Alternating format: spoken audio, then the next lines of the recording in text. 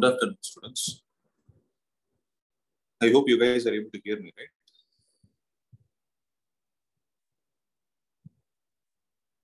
Am I audible?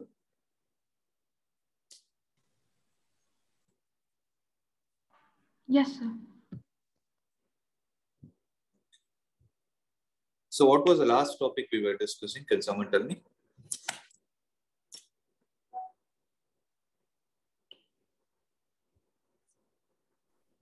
So we did average value of AC over one complete cycle. Okay, average value of AC over a complete cycle, right? Yes, sir. So I hope we understand. Yeah, we finished the derivation, right? Yes, sir. Okay. So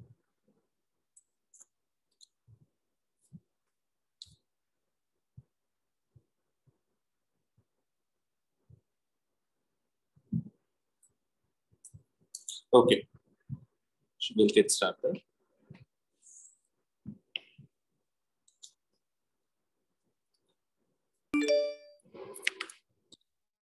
So we saw what is the formula for finding the average value, right? So what did I say? Integral of 0 to t I dt divided by the whole time. So we'll do one thing for you guys to understand this concept better, like why that formula has actually come. I'll give you a different perspective also. See, we know that I is equal to I naught sine omega t, right? And what does this I stand for? This stands for the instantaneous current, right? But what is the basic formula for instantaneous current in terms of charge? It is dq divided by dt, right? So dq divided by dt will be equal to, can I say I naught sine omega t, which implies dq is equal to I naught sine omega t dt, right? What are we trying to find? We are trying to find the average current. We are trying to find the average current. So average current, can I call it as total charge divided by the total time? So what is the total charge that is going to happen, guys? So total charge is integral of dq, the whole divided by integral of dt, where integral of dq can be written as I naught sine omega t dt divided by integral of dt. So now we can take the limits. Here also you're integrating with respect to t. Here also you're doing with respect to t. Since you are saying it is for a complete cycle,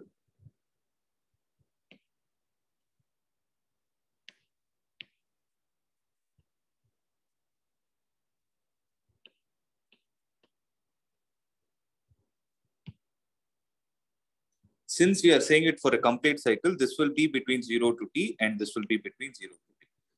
So are you guys able to understand how that has actually come? I naught divided by t into integral of 0 to t sine omega t dt. Am I clear, guys? So this is the formula for the average value of current. So basically the average value of current can be defined as integral of dq divided by the integral of dt.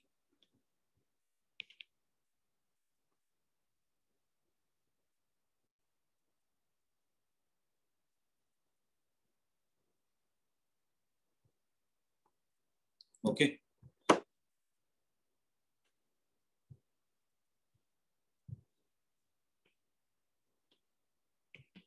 So you guys can make a note of this point also.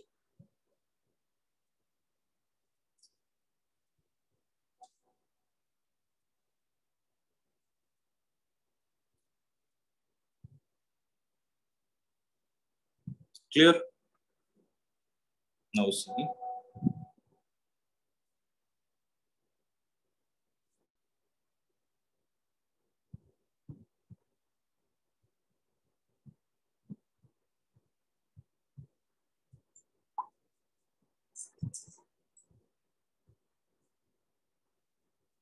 Okay. Now listen, guys. So I told you, right, the average value of AC is not calculated for one complete cycle. Rather, it is calculated for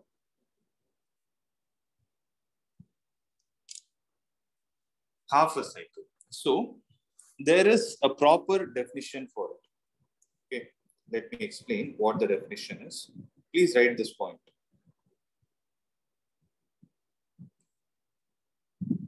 Where did it go? 1 minute. Yeah. So this is the definition, guys. Write it down.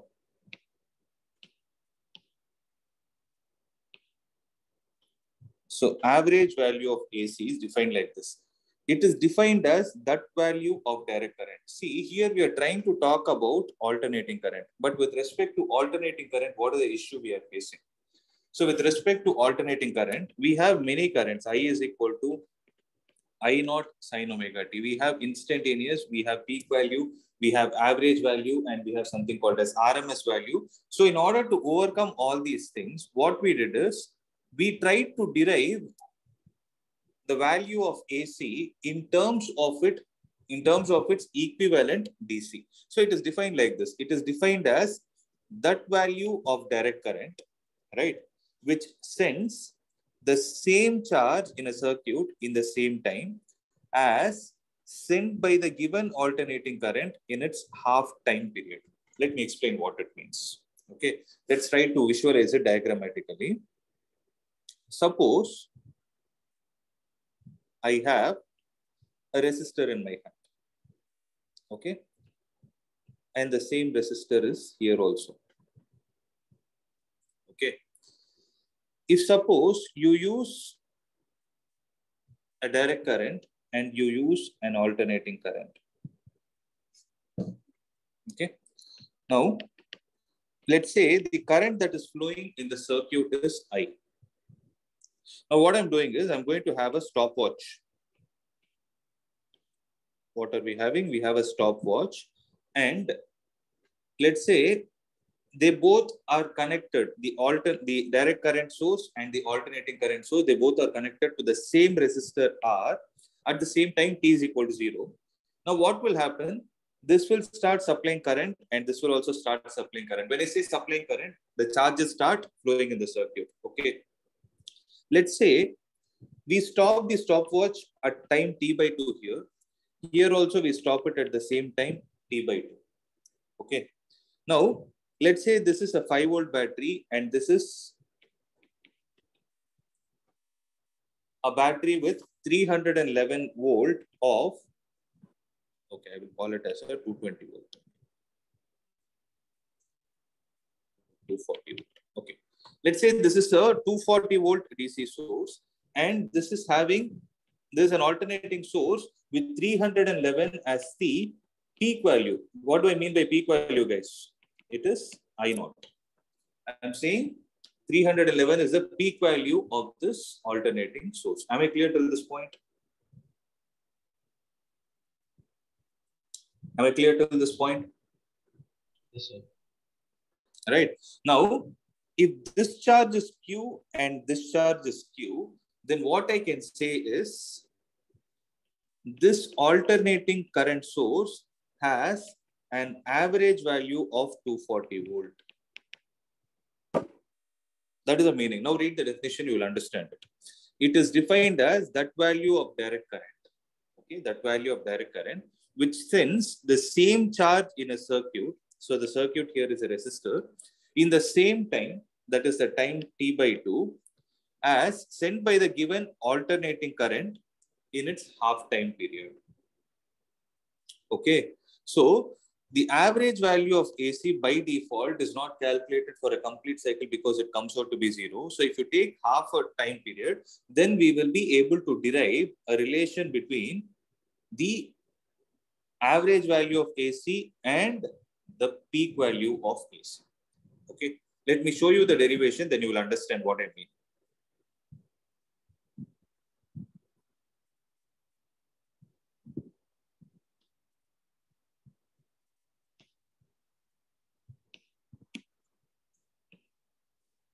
So relation between average value and peak value of AC, observe guys. What is the formula for average value? Integral of dq divided by integral of dt. So integral of dq is nothing but I naught sine omega t dt between what time period? 0 to t by 2, the whole divided by the total time is t by 2.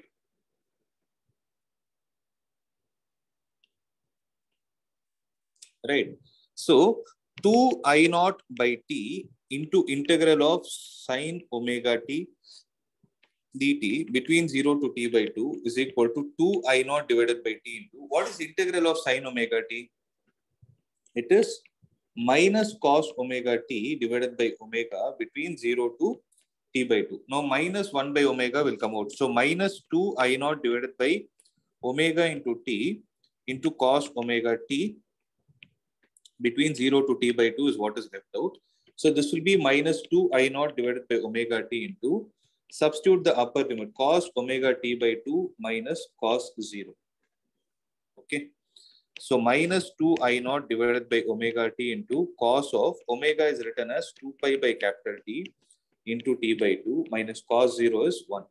So t and t will get cancelled. 2 and 2 are gone. Minus 2 I naught divided by omega t into cos pi is minus 1 and you already have a minus 1. So minus 1 will give you minus 2. Minus 2 into minus 2 is 4. So 4 I naught divided by omega t, or this is equal to 4 I naught divided by omega into t is 2 pi by omega. Omega and omega will get cancelled. 2 and 2 will get 2 and 4 will get cancelled 2 times. So 2 divided by pi into I naught is equal to the average value of AC. So 2 divided by pi is how much? It is 0.637 times I naught is the average value of AC. This average value of AC is nothing but the equivalent value of DC source.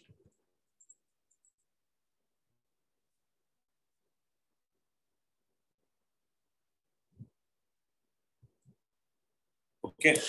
So I want you guys to please make a note of this.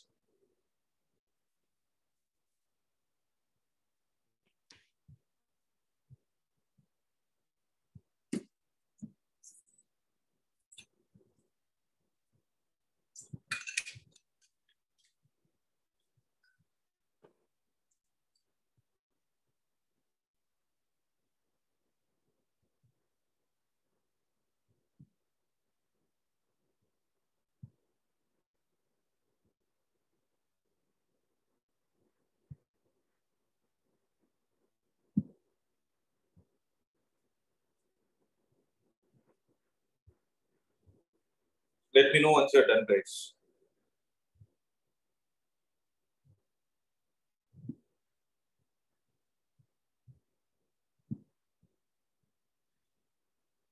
Copied, sir. Okay. Okay. Now see.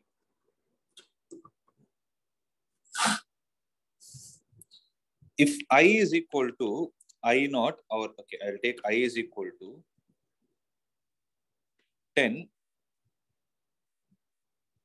sine omega t, calculate I average. How will you do it?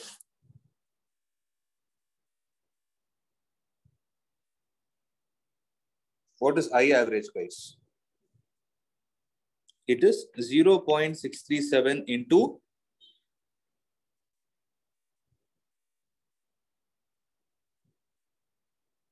it is 0.637 into what?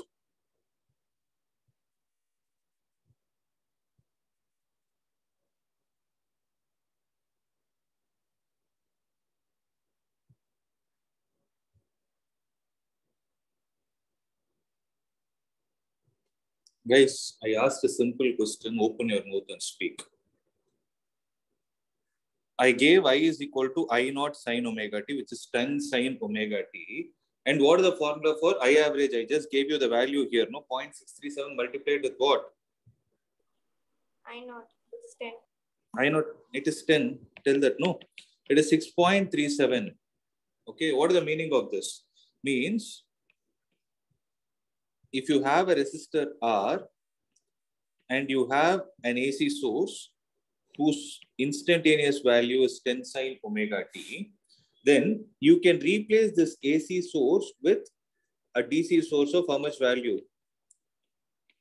6.37 volt to send the same amount of charge as done by this in the time t by 2. Okay, that is the meaning of average value. So average value of AC is nothing but the equivalent value of DC.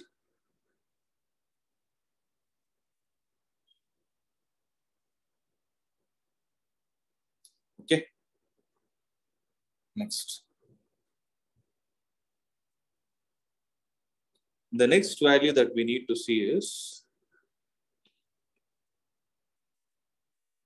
RMS value or effective value of an alternating current.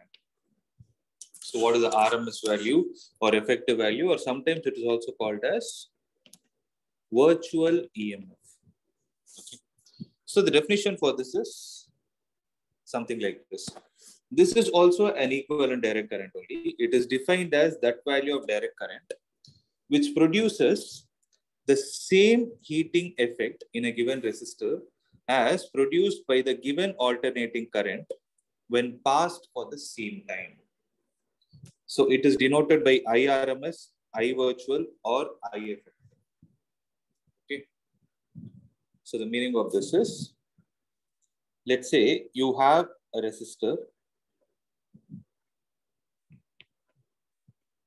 and this resistor is getting heated up. Let's say it is getting heated up with the value H when you connect it to a DC source. And when you connect the same resistor across an AC source, then what will happen? In the same time, T, if this is also generating heat H, then this value, this DC source can be called as the RMS value of this AC. Okay. The best example for that is in our house, if you see, we receive 220 volt of AC. The 220 volt is actually the RMS value. It is neither the peak value nor the instantaneous value. Rather, it is the RMS value. Means in our house, if you see, all the devices will run with constant velocity and they'll blink constantly, right? All this is happening because the peak value of our voltage is set in such a way that all our devices will receive a 220 volt of RMS value. It is like they are receiving, they behave as if they are receiving the direct current, but they receive alternating current only. That is why I told it is an equivalent value. Okay. So having these things in mind, we will try to derive the RMS value.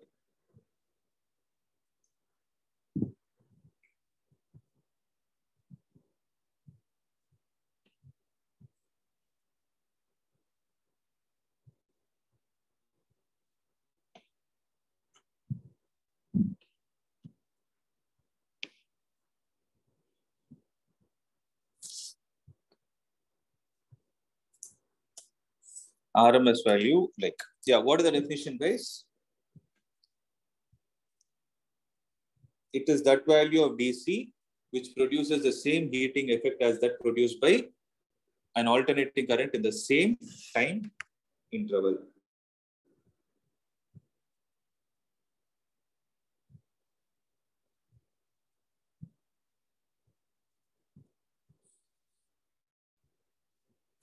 Okay. Listen. So the instantaneous value of current is given as I is equal to I naught sine omega. Correct? Now, in time dt, what is the heat produced by this current? I will call dH is equal to I square R dt. Because we know the formula H is equal to I square RT, right? So dH is equal to I square R into dt. So the heat produced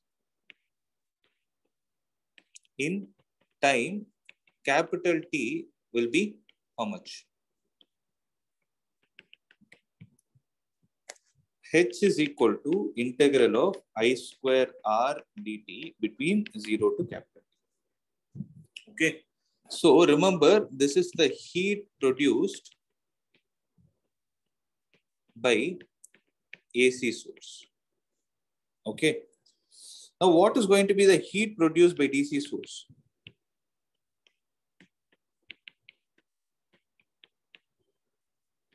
So what will be the heat produced by DC source? That will be H is equal to I RMS square into R into capital T. Because I RMS is the equivalent DC current, right?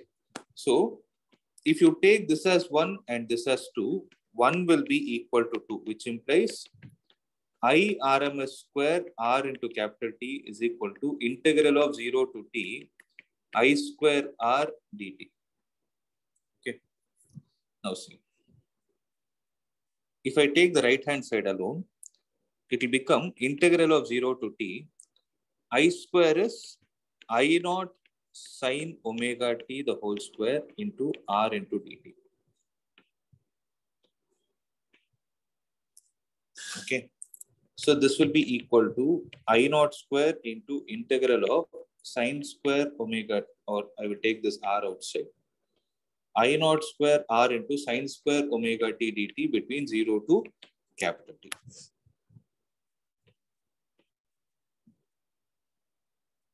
Okay. So what will this give us? I naught square R into, you don't have a direct formula for sine square, for integrating sine square theta. For that, what we will do is, we'll take integral of 0 to T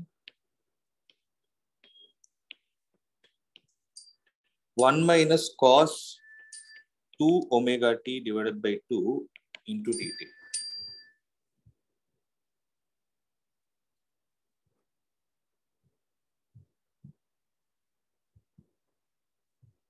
One minus cos 2 omega T dt.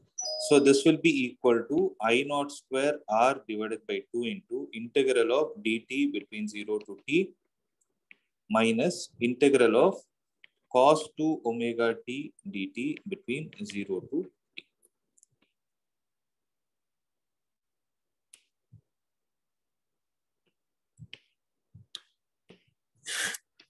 So keep copying till this step.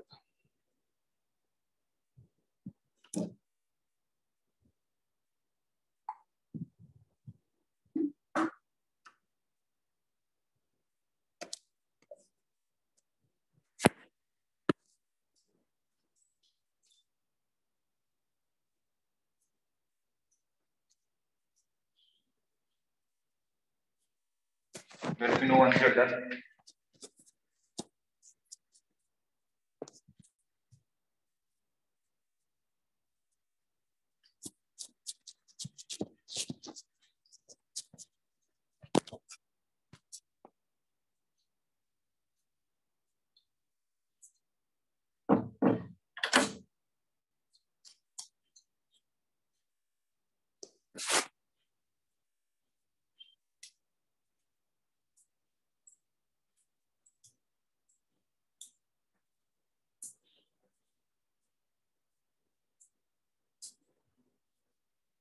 Done, sir. Now see, integral of 0 to T cos 2 omega T dt is a 0. So you can always remember one thing. In one complete cycle between 0 to T, whether it is cos or sine, it is always a 0. Okay. Whereas here, if you see, the one thing that you're left up with is I naught square R divided by 2 into integral of dt between 0 to T is capital T. Okay. So, I'm trying to say I naught square R divided by 2 into capital T is the total heat produced by AC source in time capital T. Okay. So we know that I RMS square R into T is equal to I naught square by 2 into R into T. RT will get cancelled. We will have I RMS is equal to I naught divided by root 2. So this is the relation between the RMS value and the peak value of AC. And this is very, very important.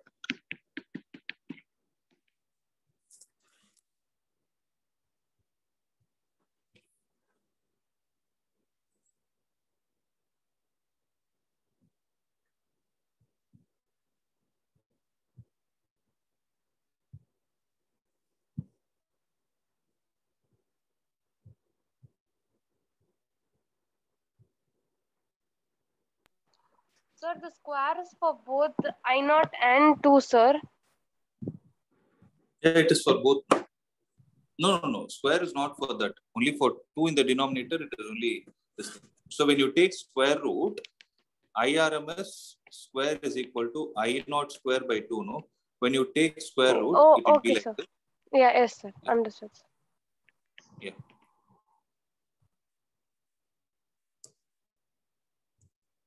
Sir, can you scroll up? Sure. Sir,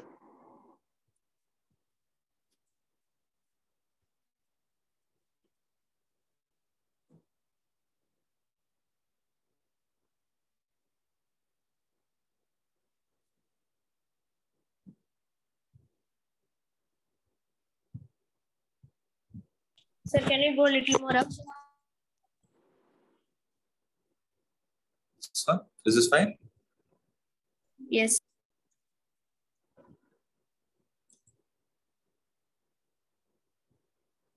Sir, the left hand side cos 2 omega t will also get become 0. No. From left hand side only, I brought this. From left hand side only, I expanded. I took this 2 outside. Okay, Then sir. 1 to dt is dt minus cos 2 omega t into dt is this thing. Okay, if you Yes, want to sir. see why it is so, I'll show you, not a big deal. The reason why I told is, it's very simple, guys. What is the equation? Integral of 0 to t cos 2 omega t dt is there, no? So the graph of cos is something like this, right? This is 0, t by 4, t by 2, 3t by 4, and this is at t. Okay. Now, if you observe, there is a positive cycle, there is a positive cycle. The sum of these two positive cycles is equal to negative cycle. Okay. So what will happen?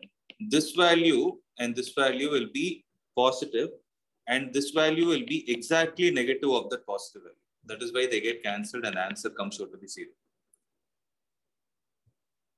Okay, sir. Understood.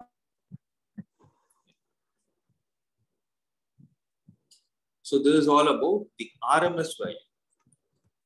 So these are the only two big derivations, guys, which involves a lot of integration and all those things. Apart from that, everything else is a different kind of a concept which we need to understand.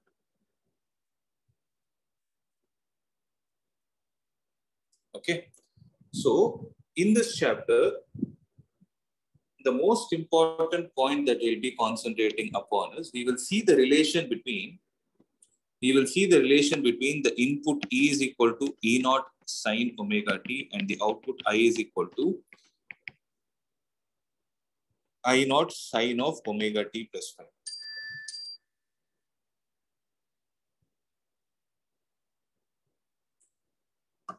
One minute.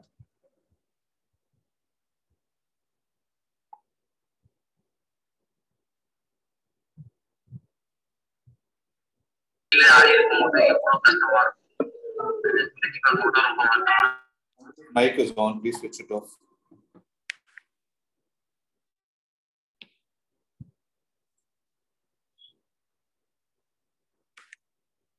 Listen.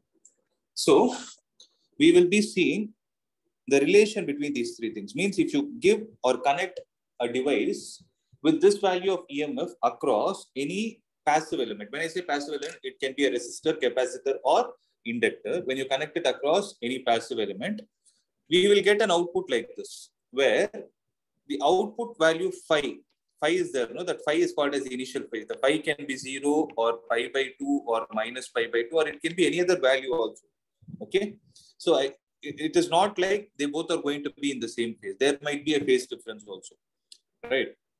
So for that, what we will do is, we will try to first solve them mathematically and see what is the value of output that we are getting for this common input. Input is fixed always. E naught sine omega t is fixed, but output keeps changing at every instant.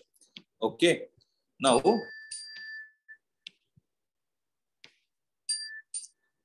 so we will be seeing the derivation, and then we will try to draw the graphs and something called as phasor diagrams. Okay. So first we need to understand what are phases. So basically, phasor is nothing but a rotating vector that is used to represent a sinusoidally varying quantity. So if you have a quantity which is a function of sine or cos, then you can always take the help of this diagram called this rotating vector called as the phasor. Okay. Now, there are certain important points with respect to that phasor. So this rotating vector is imagined to rotate with an angular velocity equal to the angular frequency of the quantity. Okay. Secondly, the length represents the amplitude of the quantity, and its projection upon a fixed axis gives the instantaneous value of the quantity. And the third is the phase angle between these two quantities is shown as the phase angle between their phases. Let me explain what it means. Okay. And lastly, the study of AC circuits is greatly simplified if we treat alternating currents and voltages as phasors.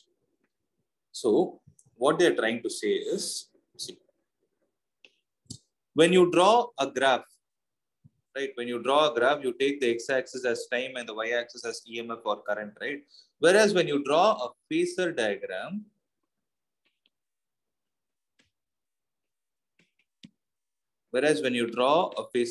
you take the x-axis as x and y-axis as y. It is like basic graph sheet. Okay. Now, if you have this vector, E is equal to E naught sine omega t. Okay. Sorry, not the vector. If you have the physical quantity, E is equal to E naught sine omega t. Remember, EMF is a scalar quantity. It's not a vector quantity. But here what we are doing is to understand the relation between the phase. What do you mean by phase? This omega t is called as the phase of EMF. Similarly, if I have I is equal to I naught sine of omega t plus phi, this omega t plus phi put together is called as phase. Phase basically means angle. Okay, angle or argument, whatever you call it. Okay. Now the question is, if you have a vector like this, then if this vector is able to be treated as a rotating vector, such that it is stopping at this point where it is exactly making an angle omega t. Here, if you observe, which physical quantity is making an angle omega t? It is the EMF, right?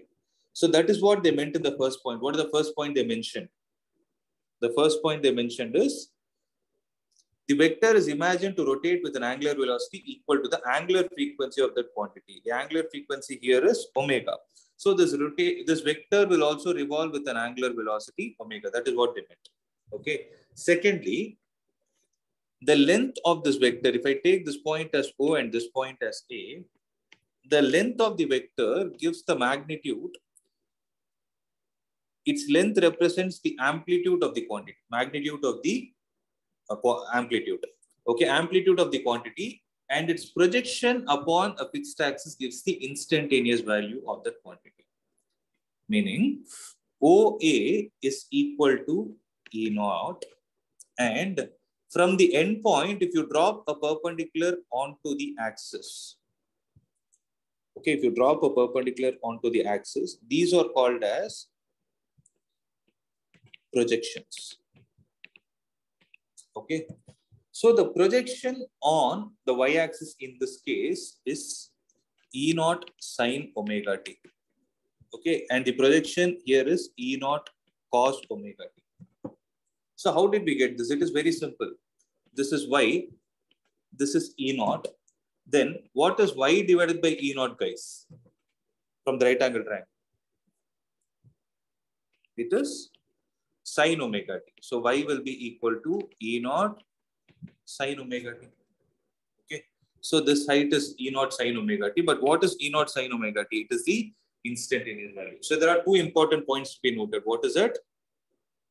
The vector revolves with an angular velocity equal to the angular frequency of the physical quantity. And the projection of that vector onto the axis will give you what? Will give you the instantaneous value of the physical quantity. Am I clear, guys? Now, what will happen to what will happen to the vector I? So the vector I will revolve with a velocity of how much value?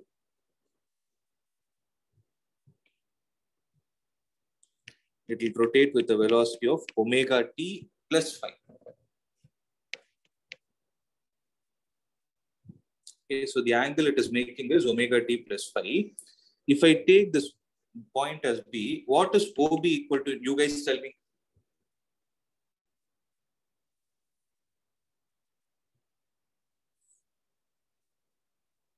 What is OB equal to?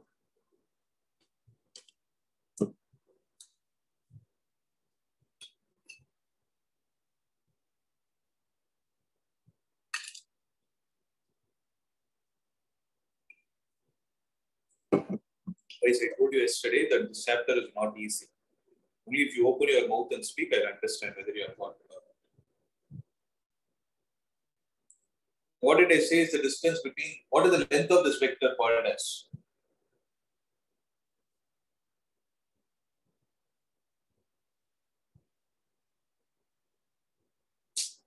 I know, sir. Sorry? I know. Even if it is wrong, it is. That's right. You're correct. So it is I naught. Okay. Then if you drop a perpendicular onto the y-axis, then what will this distance represent? That will be I naught sine of Omega t plus phi. very good. So it will be I naught sine of omega t plus phi. That's it. So this diagram is collectively called as a phasor diagram. The reason why we draw this is because if you see, OA represents the input quantity, EMF, and OB represents the output quantity. We are drawing these input and the output quantities as vectors, and we are showing the phase angle between them. Okay. So the difference in the phase between OA and OB is phi. Clear? So this diagram is what we call it as phasor diagram, and this is required for us to understand what will happen when an AC source is connected across different passive elements. Okay. So you'll understand this once we start the theoretical part. Okay. So copy it.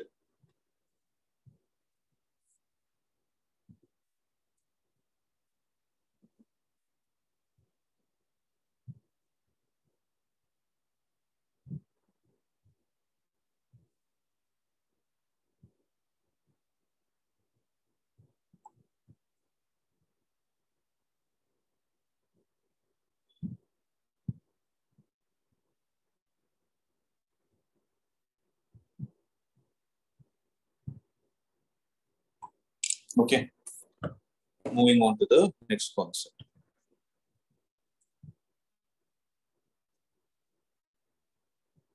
So first we will see what will happen when an AC source is connected across. What will happen when an AC source is connected across a resistance only. So these kind of circuits are called as purely resistive. Okay. So let's say you have a resistor across which this source is connected, whose instantaneous value is E naught sine omega t. Let's say it is supplying current I. Then I will be equal to E divided by R. What is the value of E? It will be E naught sine omega t the whole divided by R. So if you take these values, what is E naught by R? It will become I naught sine omega t. Okay. So I will be equal to I naught sine omega t.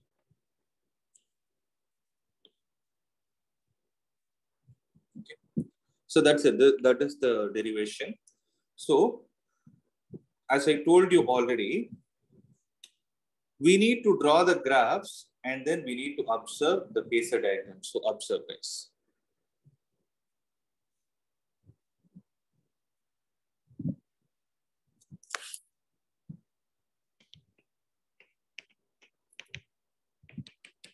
I will be I naught sine omega t. Now, if you draw the graph, So when you're drawing the graph, one thing you need to have in your mind is EMF and current should be taken on the y-axis and time should be taken on the x-axis. So you'll show the value of EMF and current in the same graph sheet. So how is the value of EMF? The EMF follows a graph like this. Positive, no need of positive and negative. So this graph has an equation E0 sine omega t. And what about this thing?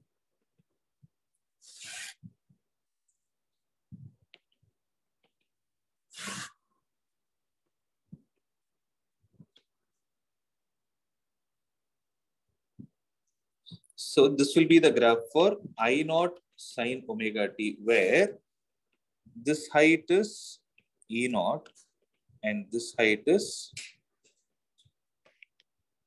I0. Okay.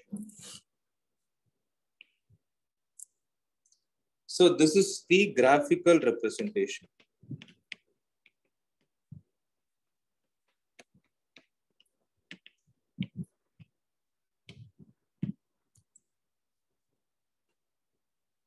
This is the graphical representation of the relation between EMF and current when they are connected across the resistor.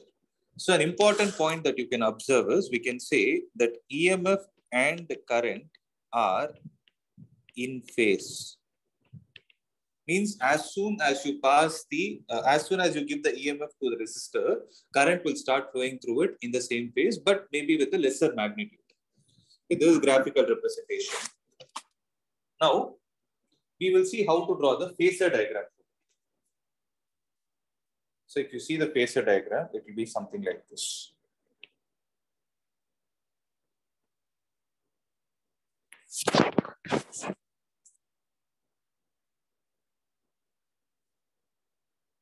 This will be x-axis, this will be y-axis, right?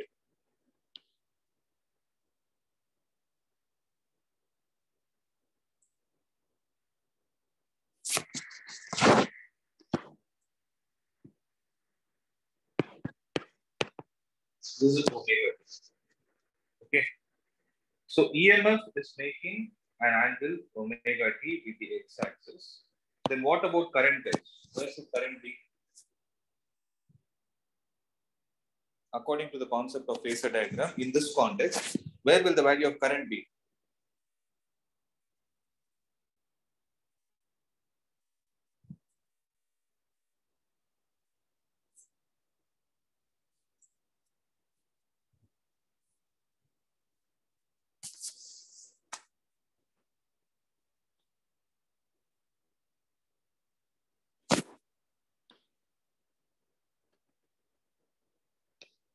It's better I will write it silently, you take notes.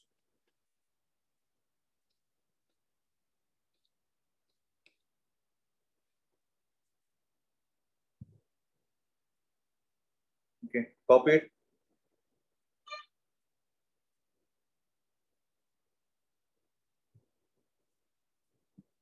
Can you explain again how they have the same phase? You guys should try now when I'm asking. I just taught phasor diagram. Sir, I had extra phase, sir, plus 5. I had? Current there had. There it had because I took some general value. It is some random graph. I0 sine omega t plus 5 was some random graph. Here, what is the value of 5? 0. 0, no? So they both are in same phase. That is what I meant by they are in same phase. Okay, when they are in same phase, what will happen is both the phasors will get overlapped. No? So the bigger vector and the smaller vector both will revolve through the same angle. So when E0 is stopping at an angle omega t with the x-axis, I will also stop with the same angle omega t with the x-axis. So that is the meaning of they being in phase. So that is what I meant. Like as soon as you give input voltage, current will start flowing without any lagging or leading. So current will also start flowing along with the EMF. To understand this concept better, we need to see the next one. Okay. So that is what will happen when an AC source is connected across a capacitor.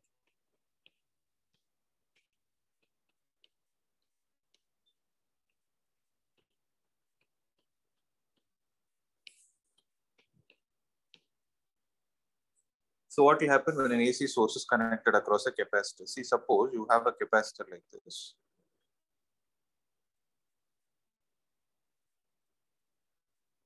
Okay, and this value is E naught sine omega t, and this capacitance is C. The current will flow as I. Correct? Now see, what is the charge that is going to get deposited at any instant t? So can I say Q is equal to C into E? If you recollect the concept, we know that Q is equal to CV. So I'll write Q is equal to C into E. So Q will be equal to C into what is the value of E? It is E naught sine omega t. Okay. So Q is equal to C into E naught into sine of omega t. Have this in your mind. So what I need, when you give the EMF as input, we need the current as the output. So differentiating with time on both sides, what do you get? dq by dt will be equal to C into E naught into d by dt of sine omega t. So what is dq by dt, guys?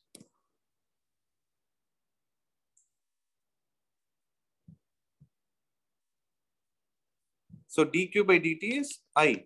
So I is equal to C E naught into, what is the derivative of sine omega t? It is cos omega t into omega. C into E naught, or I will write it like this. E naught into C omega into cos omega t is I. Okay. So I will be equal to E naught divided by the C omega. I will write it as 1 by omega C. Or here also I can write it as omega C. Okay, 1 by omega C into cos of omega t, where this E naught divided by 1 by omega C can be called as I naught.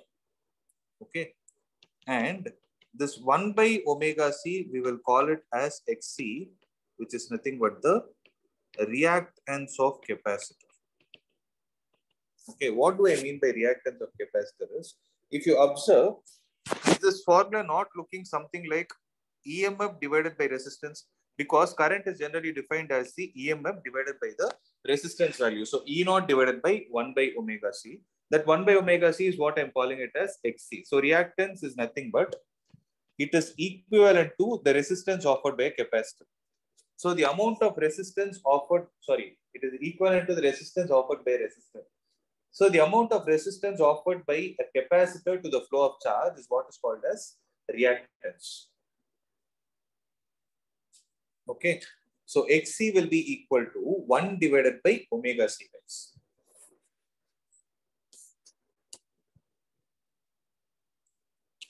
Is it clear? Yes, sir. Now, what I can do is I will be equal to I naught into cos omega t is there. No?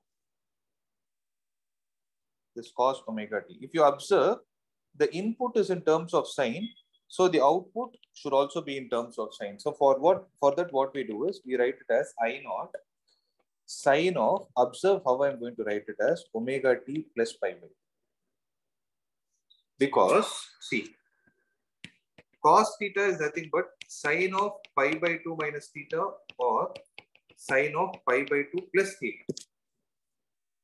So out of these two things, I could have written cos omega t as sine of pi by 2 minus omega t or sine of pi by 2 plus omega t.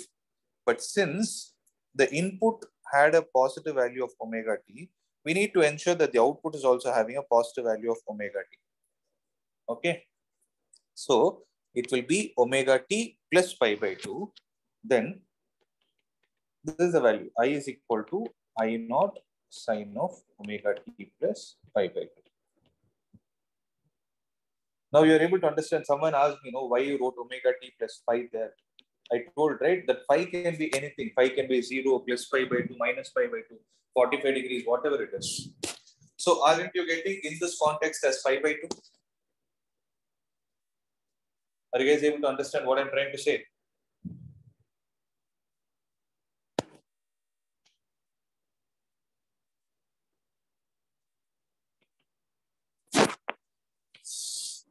Okay.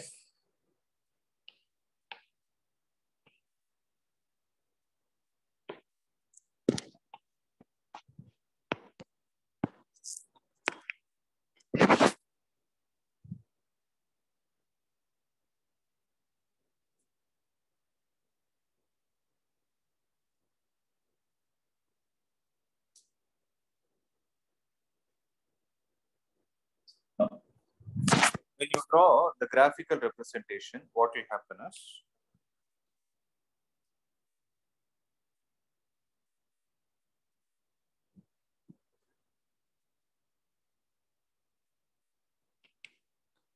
this is EMF and current, this will be time, right? So EMF is basically a sine graph, and this is also a sine graph, but what will happen is the graph will start from here itself.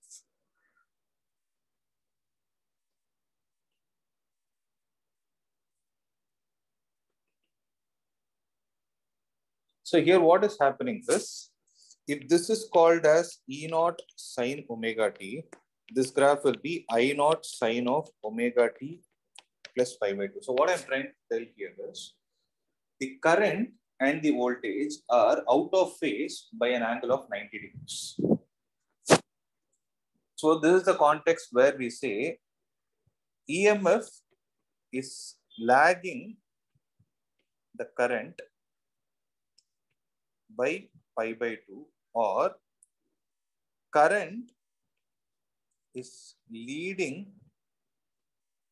the voltage by pi by 2.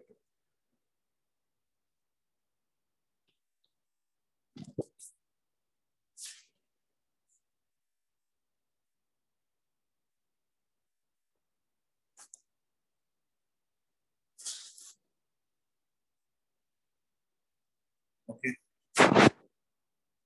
Am I clear till this point? See, this leading and lagging, you need to know some more concepts to understand what is the exact significance of it. As of now, have this in your mind. I'm talking only in terms of mathematics. Since the phase of I is pi by 2 value greater than the phase of E, we say that the current is leading the voltage. Okay. So, having all these things in mind, now we'll try to draw the phasor diagram. So, what happens to the phasor diagram?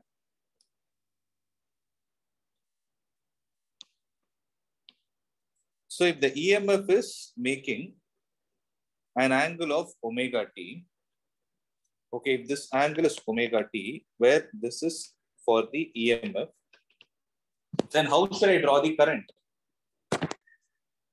Omega t plus 5. So sine of omega t plus 5 by 2 means to already existing omega t, I need to add Pi by 2. pi by 2. Got it? So this will be omega t plus 5 by 2. If you drop a perpendicular, this distance will be I naught sine omega t plus 5 by 2. If you drop a perpendicular from here, this distance will be E naught sine omega t. Now, are you guys able to understand why this phasor diagram is there? So, every time instead of sitting and drawing the graph, what they will do is they will give you this graph sheet. Right? I'm talking from exam point of view. So, if they give you this graph sheet, then what they will ask is, what is that you're able to observe? When this is for current and this is for EMF, you're able to clearly see that the current is leading the voltage by pi by 2. So what is the type of device across which the AC source is connected? What will your answer be? So what is the type of device across which the AC source is connected? Answer is capacitor, because only when an AC source is connected to capacitor, you can observe that the current is leading the voltage by pi by 2. Whereas if they ask you the current and the voltage are in same phase, what is the passive element or what is the device across which EMF source is connected?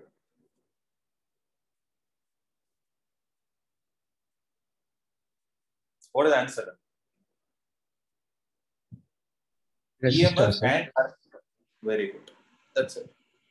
Okay. So in the case of a resistor, the EMF and the current are in the same phase. Whereas in the case of a capacitor, the EMF and current are out of phase by an angle of pi by 2, where current is leading the voltage. Or I can say voltage is lagging the current, both being the same. So have these 2 points in your mind, because in the future we'll be seeing some more phasor diagrams which are based on this concept. Okay. So this is all about the phasor diagram of capacitor. There is one small point that I need to explain about capacitor, that is about the capacitive reactance, that I will do it in the next class. Okay. So is there any other doubt, guys?